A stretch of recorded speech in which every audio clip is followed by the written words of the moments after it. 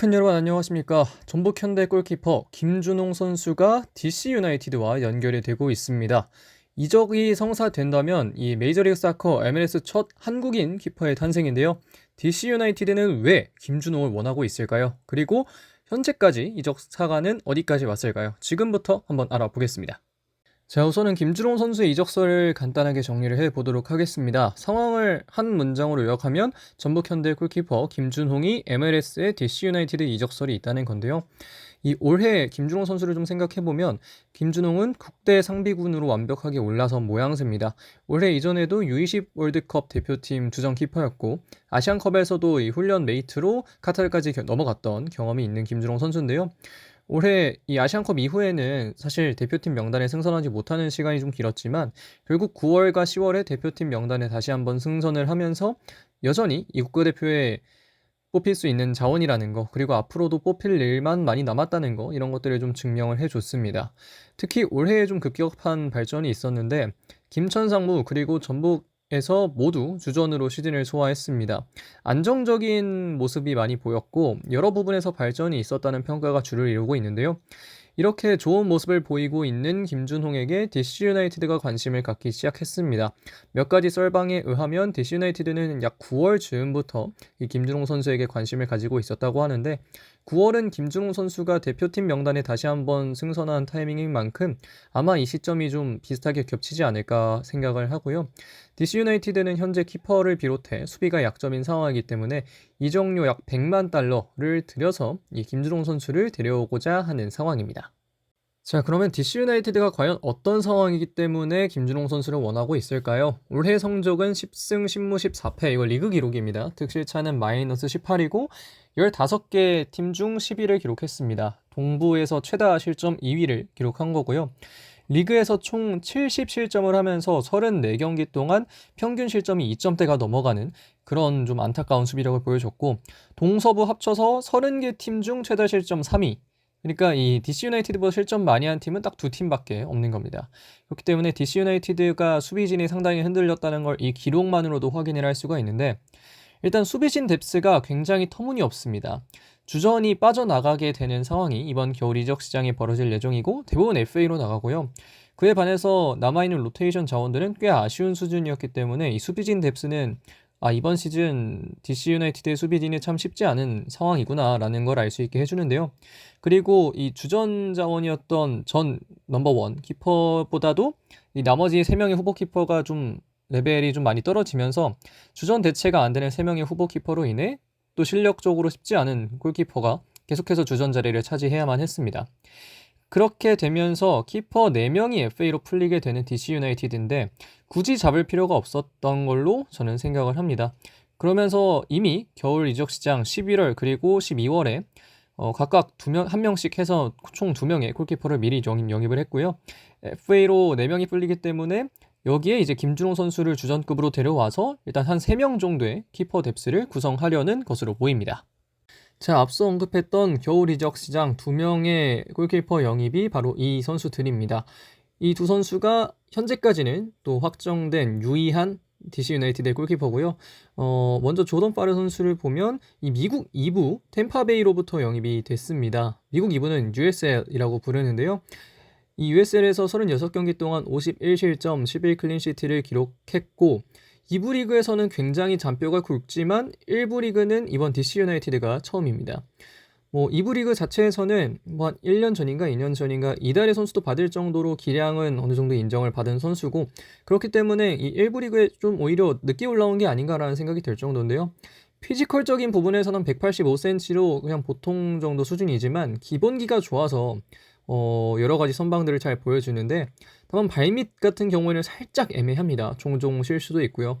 그렇기 때문에 이 1부에서 퍼스트 키퍼로 맡기기엔 좀 쉽지 않을 수 있지만 세컨 키퍼 내지는 서드 키퍼로는 괜찮다라는 평가를 받고 있고, 다음으로 루이스 바라자 선수는 96년생의 골키퍼입니다. 조던 파르보다는 어리지만 김준홍보다는 7살이 많습니다. 이 선수는 이제 뉴욕시티에서 올 시즌에 뛰었고요.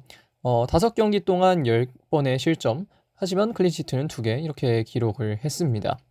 이 12월 9일 바로 직전에 이제 뉴욕시티로부터 이적료 7천만 원에 영입이 되는데요. 사실 이게 엄연히 말하면 이적료라기보다는 이 이적 시장에 할당되는 금액 중 5만 달러를 이 뉴욕시티로 넘기면서 이 선수를 데려오게 됐다. 그러니까 뭐 엄연히 말하면 뭐 아예 이적료랑 똑같은 개념은 아니지만 비슷한 개념으로 데려왔다고 생각하시면 되겠고요. 뭐 굳이 미국 리그에 대해서 뭐 많은 이야기를 할 필요 없으니까요. 어쨌든 이 선수 작년 시즌 중반까지는 뉴욕시티에서 이 주전 키퍼로 뛰었지만 그 이후부터 주전 자리를 계속해서 잃어버리면서 올해 시즌은 아예 세컨 키퍼로 시즌을 모두 소화를 하게 됐고, 그렇기 때문에 경기 수가 좀 적은 상황인데요. 뭐 파르 선수보다는 발밑에 강점이 있고 선방 능력도 보통 정도 되기 때문에 이 두 명의 선수 중에는 뭐 마라자 선수가 조금 더 앞설 수도 있겠다 싶기는 한데, 그거는 뭐 좀 앞으로 지켜봐야 될 부분들이고, 뭐 이 두 명의 선수가 현재 뎁스에 있지만 이 선수보다도 주전으로 김준홍 선수를 생각하고 있는 것으로 보입니다. 자, 마지막으로 과연 김준홍 선수가 DC 유나이티드로 이적하면 어떻게 흘러갈지를 좀 이야기를 해보고자 하는데요. 김준홍 선수는 190에 87이라는 좋은 피지컬 가지고 있고, 올해에도 34경기 나서서 채 1점대가 안 되는 실점률, 그리고 클린시트도 15번 기록한 굉장히 좋은 키퍼입니다. 김준홍 선수는 좋은 피지컬에서 기반하는 안정적인 골키핑 능력이 인상적인 선수인데요. 뭐 기본기도 좋고, 아무래도 아버지가 이 또 인천 유나이티드의 또 굉장히 유명했던 키퍼 김희섭 코치 아들이기 때문에 뭐 김준홍 선수의 어떤 이런 것들은 아버지로부터 또 잘 받았다고 생각할 수도 있겠고, 어쨌든 이 선수가 그런 좋은 것들을 물려받다 보니 커버 범위도 상당히 넓고 반사신경도 상당히 좋은 편입니다. 특히 커버 범위를 본다면 페널티 박스에서 골대보다 아크에 더 가까운 자리, 그런 자리에서도 이 공중볼이나 이런 것들 다 잡아내는 걸 보면 이 선수가 어린 선수임에도 불구하고 언제 나와야 하고 언제 나오지 말아야 하고 어디까지 본인이 커버 가능하고 이런 걸 잘 이해하고 있구나를 또 경기 중에 계속해서 알 수가 있었는데요. 빌드업 가담도 점점 좋아지고 있는 편이기 때문에 이 김준호 선수는 앞으로 성장할 일만 남은 선수다라고 좀 얘기를 하고 싶습니다.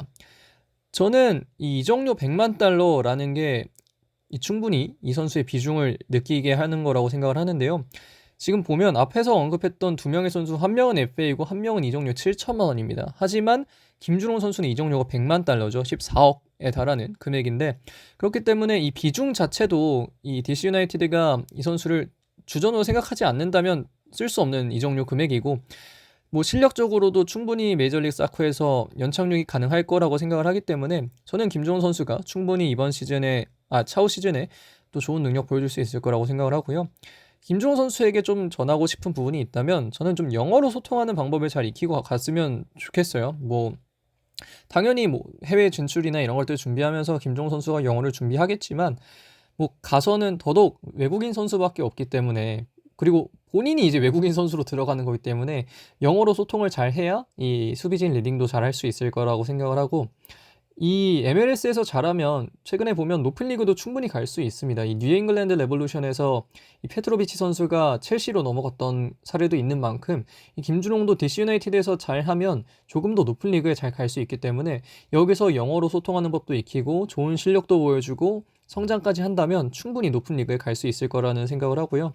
지금처럼 자신 있는 모습 보여주면 이 김준홍 선수가 향후에 또 유럽에서 보이는 날도 그리 멀진 않을 수 있다라는 생각을 개인적으로 하기 때문에 김준호 선수가 아무쪼록 또 시즌을 잘 치르면 너무나 좋겠습니다.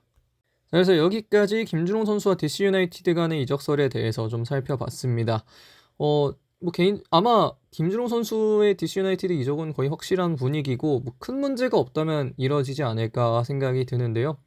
이 한국인 키퍼가 중동 내지는 뭐 아시아권으로 나가는 경우는 많았지만 이 미국으로 가는 경우는 정말 없었잖아요. 그렇기 때문에 이 MLS에서 첫 한국인 키퍼로서 길도 잘 닦아줬으면 좋겠고 본인도 좋은 활약을 잘 해줬으면 좋겠습니다. 김종훈 선수 아무쪼록 나가면 다치지 않고 좋은 경기력 보여주길 바라고요. 뭐 오피셜 날 때까지 한번 지켜보도록 하겠습니다. 그러면 이번 영상 여기까지 하겠습니다. 고맙습니다.